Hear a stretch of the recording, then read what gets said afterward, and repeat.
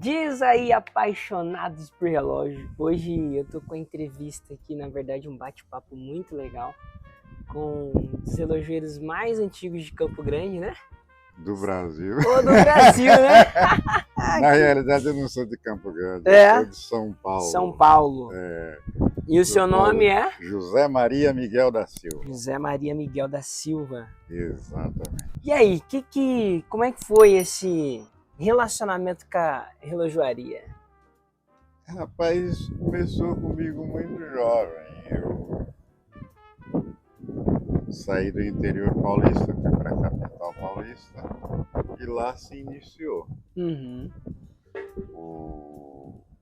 Eu não vou dizer que eu sou um apaixonado por relógio. Massa. Eu sou um apaixonado por instrumentos de precisão. Uau. Que É. vai além do que somente o Não, relógio. o relógio é um instrumento de alta precisão. E parte do relógio. Todos os instrumentos de grande precisão. Massa. Começa o relógio muitos anos atrás, né? Uhum. Egito, Grécia Antiga, alguns tipos como clepsidra, que era o relógio de água, ampulheta, o relógio do sol, todos esses relógios demorou bastante até chegar ao relógio mecânico. Já por volta do século XV e XVI que começou a ter os relógios um pouco mais precisos mesmo, que poderia marcar hora em qualquer lugar. Massa. Como que foi sua história com a relojoaria?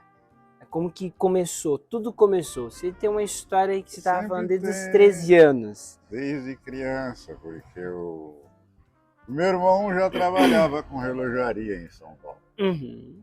Aí eu saí do interior, fui para lá estudar e comecei a ajudá-lo na relojoaria e daí começou.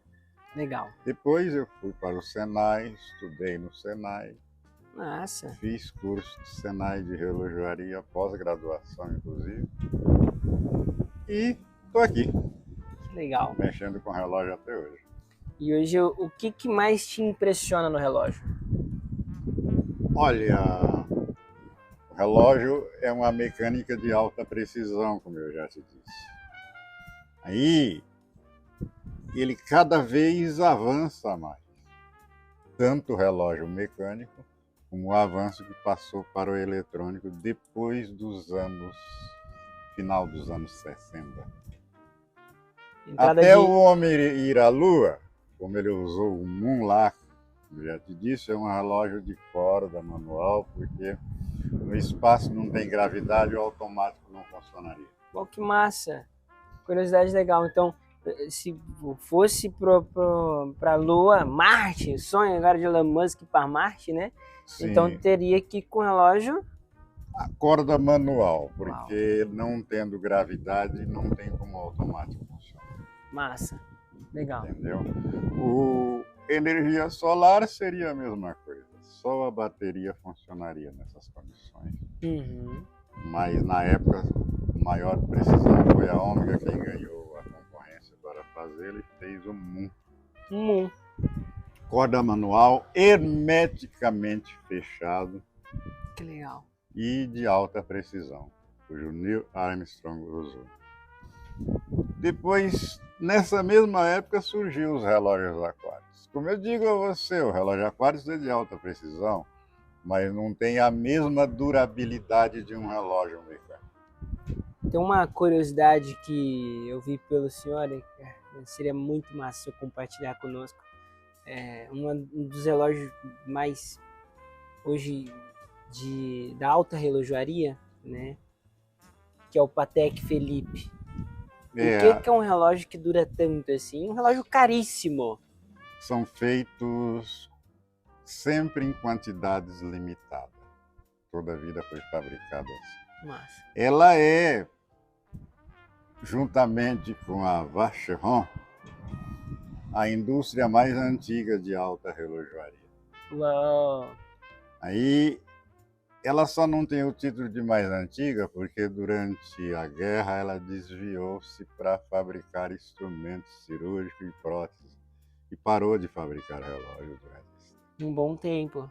Durante a Segunda Guerra Mundial. Aí apenas a Patek, a Vacheron continua fabricando. Ela tem mais tempo, mas as duas são mais ou menos quase da mesma idade. São os dois relógios mais de alta relojaria mais antigos. Legal. E o que está em suas mãos? O que é isso aí? Esse é um relógio, só que esse relógio é eletromecânico.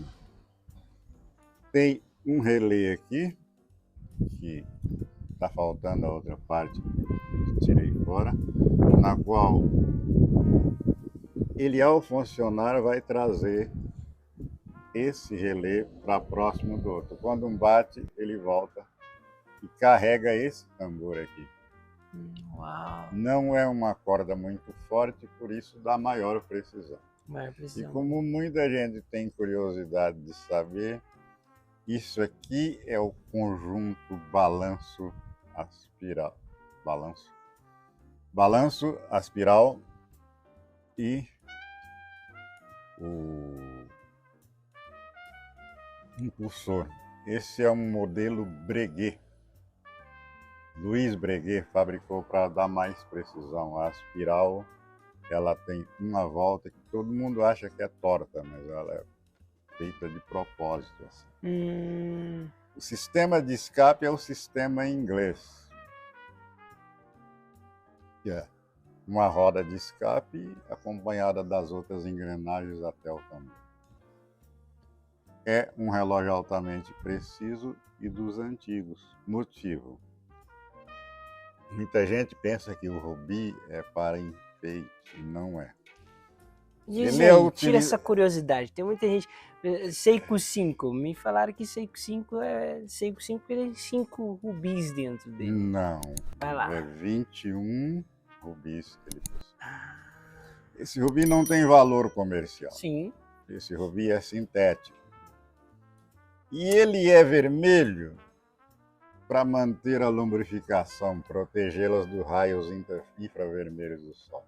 Mas tem mais essa. Tem. E a função é que ele tem uma reserva de óleo, lubrifica-se e vai ajudar na precisão do relógio, porque ele não vai girar ferro com ferro. O eixo de aço e o rubi, que é polido adequadamente para deslizar com facilidade. Os de alta relojaria, Patek Philippe, o próprio Rolex, eles usam rubis naturais ou também são todos sintéticos? Não há necessidade de ser rubi natural. Só lá no passado que utilizava. Mas naquela época eles tinham até alta dificuldade de furar o rubi e fazer o polimento, que era tudo feito manualmente. Hoje não, hoje é furado a laser, tá entendendo? E como eu disse, o rubi não é colocado aqui como joia. Perfeito. Ele é colocado para a precisão do relógio. E não dar desgaste nem na roda e nem o rubi também não se desgasta deslizando. Tendo concepção, entendimento de um maquinismo único, preciso. Me conta aí, como o senhor falou para mim, que existe uma história por trás do porquê do Patek Philippe ser tão caro assim. Contou para mim. Sim, é porque teve um amigo meu que foi visitar a fábrica lá e ele achou os relógios muito caros. Aí levaram ele para ver o museu que eles têm lá. E aonde? E mostrou ele na Na Suíça. Suíça. Aí ele, ao ver lá no museu, mostraram para ele relógio funcionando em perfeito estado, com 175 anos de uso. E assim por diante, eles têm toda a coleção deles lá. O relógio, é óbvio, desde que use material de primeira qualidade. O aço de qualidade, um metal de qualidade, e tendo os rubis, ele vai durar muito mais do que o sem rubi. O sem rubi, ele vai funcionar aço com a platina, que pode ser de metal. platina de metal vai se desgastar com o contato do aço. Porque ao girar com força da corda, queira ou não queira, há o aquecimento. Sim. Entendeu? Aí, até esse cabelo breguet e o balanço bimetálico que é usado nos relógios antigos, hoje não há mais necessidade, Sim. ele era feito de tal forma para combater o coeficiente térmico. Porque quando esquenta, todos os metais se dilatam. Quando esfria, todos os metais se contraem. É.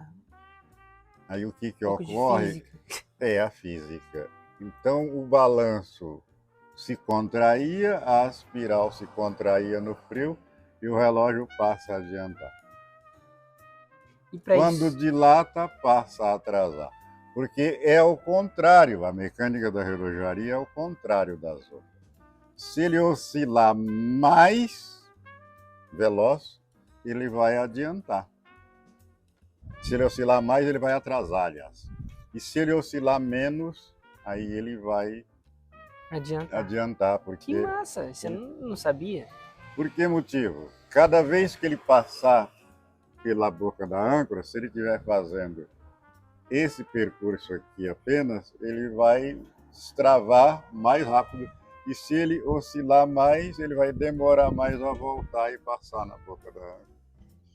Caraca, isso é verdade. É a inversão. Inversão. Exatamente, a inversão de outros tipos de mecânica. O motor do seu carro, quanto mais girar, mais veloz.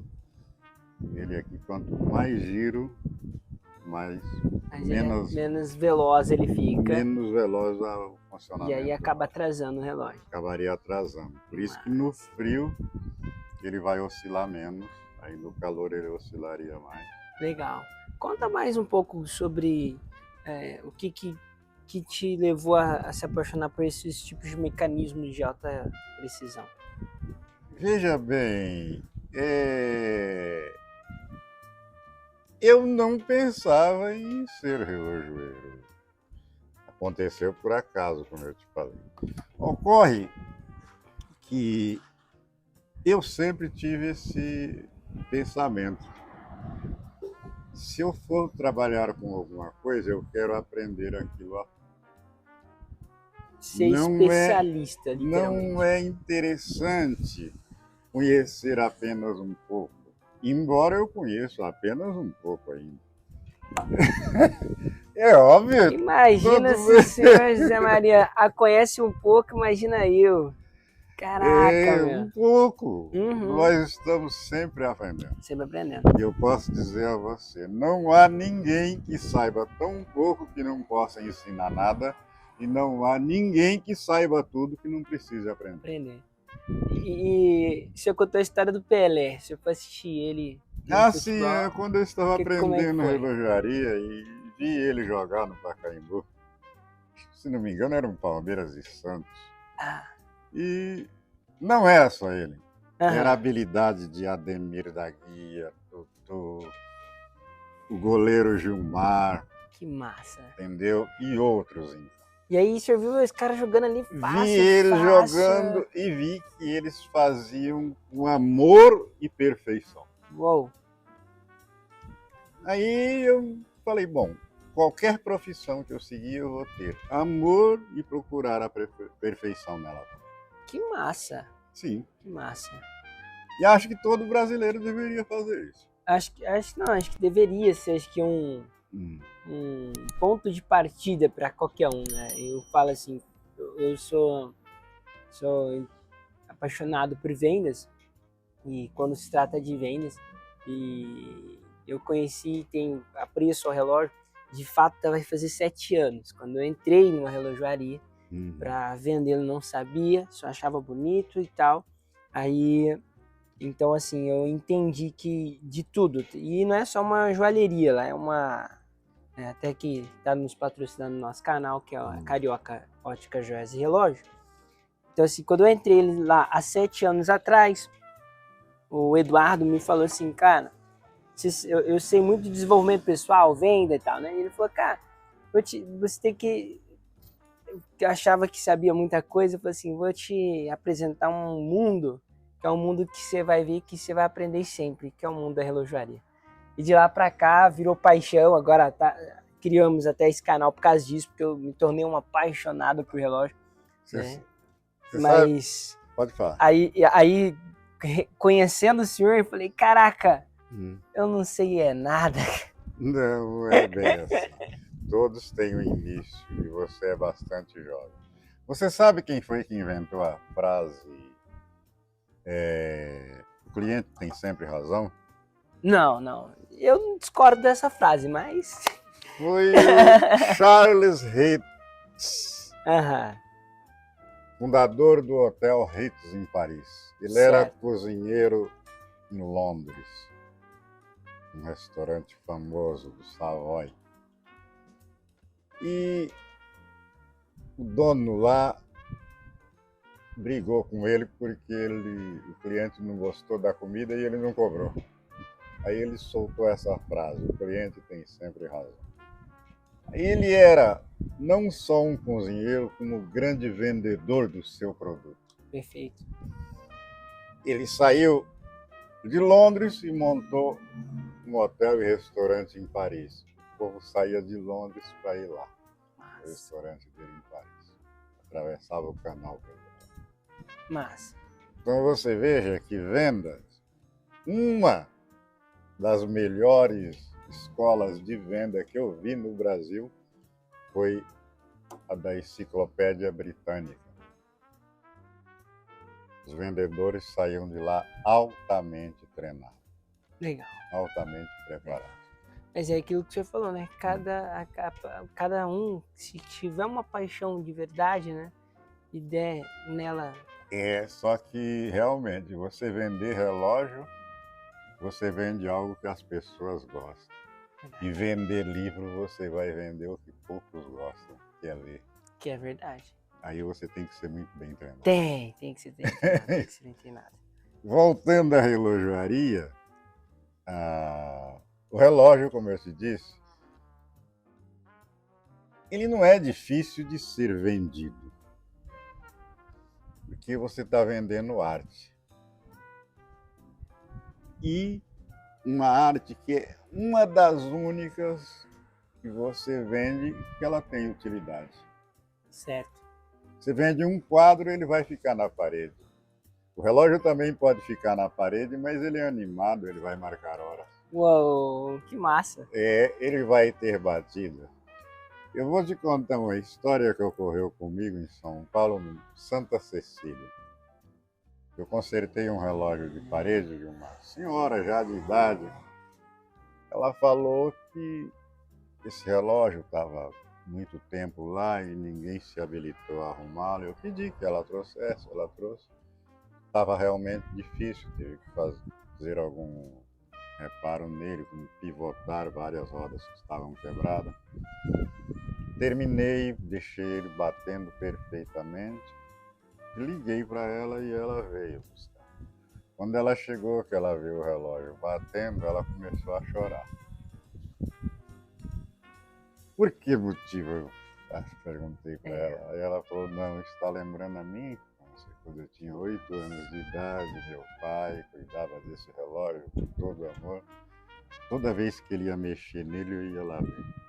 Eu tenho um relógio que eu ganhei, um Seiko que eu ganhei do meu avô, que veio a faltar agora o ano passado. E realmente, acho que vai ser um relógio que não tem íntima, não tem valor, né? Alguém que foi meu pai, ao mesmo tempo foi minha referência de homem, né, na questão. E quando ele viu que eu estava trabalhando numa relojaria, aí falou, filho, se funcionar, tu fica com ele, né? Você falou sobre o Seiko 5, que seria 5 rubis, não tem nada a ver. Nada a ver. E olha que erroneamente falei muitas vezes isso, hein? É que o 5 que tem a ver é o seguinte. O que é? É o 5 Star. Todos os hotéis melhores do mundo são 5 estrelas. Uau! Aí eles colocaram o Seiko 5. E o Oriente 3 estrelas? 3 estrelas também. As 3 estrelas são As 3 estrelas do Orion. Tudo tem um porquê. Tem, Tudo tem um sempre sentido. tem. Pra mim, olha que massa, cara. Pra mim, 5 estrelas era 5 eu jurava que era por causa dos 5 diamantes, dos 5 rubis que tinha dentro. Não, é porque tudo que refere a 5, em termos de estrelas, é os melhores São hotéis. os melhores. Aí eles colocaram 5. Não sei por que motivo eles não colocaram 5 star. Mas é 5, que é nota boa. Batendo como alto padrão de qualidade. E na realidade o Seiko é um relógio de qualidade, sim. Mas os de qualidade mesmo são os Gran Seiko. Gran Seiko. Gran Seiko. Esses são de alta relojaria. Compete no mercado europeu com o Rolex. Rolex.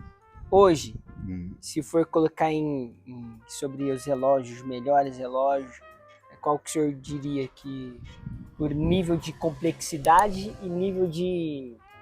Nível de complexidade quase todas as marcas têm, porque os relógios complexos são os relógios instrumentos, que vai marcar ser cronógrafo, marcar quarto de lua, dia, mês, ano.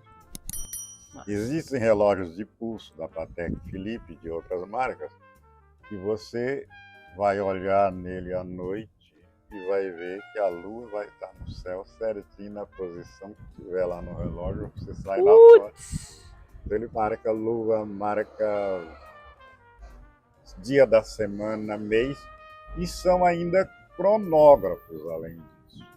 Me fala a diferença de cronógrafo e cronômetro. Cronômetro é um relógio de alta precisão, certificado pelo COSC. COSC, que seria COSC? O COSC seria o metro suíço de qualificação de relógio. Uau!